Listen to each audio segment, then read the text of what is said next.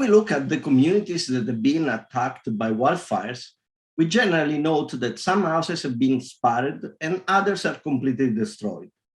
This may appear random, but more often than not, this outcome depends on how resilient to wildfire is each individual house. The most effective way to protect a house requires, on one end, the development and maintenance of an appropriate defensible space, and on the other end, home hardening. The idea behind home hardening is simple. Use non-combustible or fire-resistant materials for the house envelope and minimize the chance for embers to deposit near vulnerable components or to penetrate inside the house. The roof is usually the most vulnerable component of the house envelope, and using a Class A roofing such as clay tiles or metal roofing is a big step toward reducing the vulnerability of a house to wildfires. Part of the fire resistance is obtained by regularly removing dry leaves and other vegetative debris from the roofs by using non-combustible materials at the edges and roofed wall location, and by adding non-combustible gutter covers. It is also important to close any potential point of entry for flames and embers, for example, by using soffited eaves at overhangs.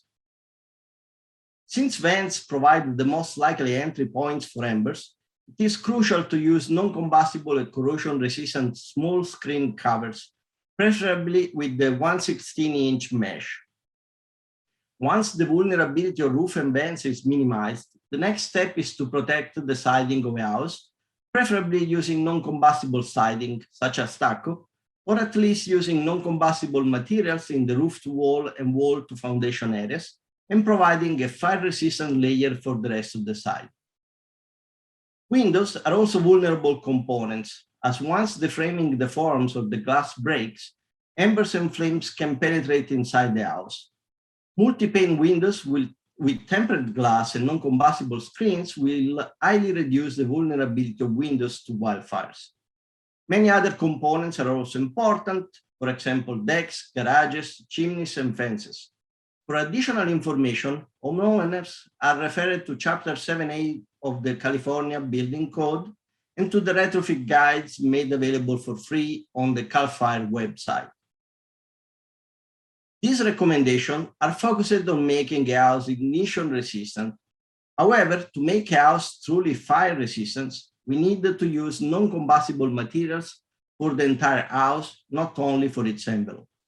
At UC Davis, we are currently investigating a sustainable and affordable non-combustible option offered by compressed and stabilized earth blocks, that is, bricks made with soil.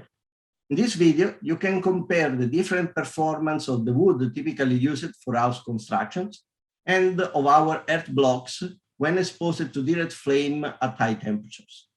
Our earth blocks are undamaged even after 7 hours of exposure to direct fire at 1800 Fahrenheit.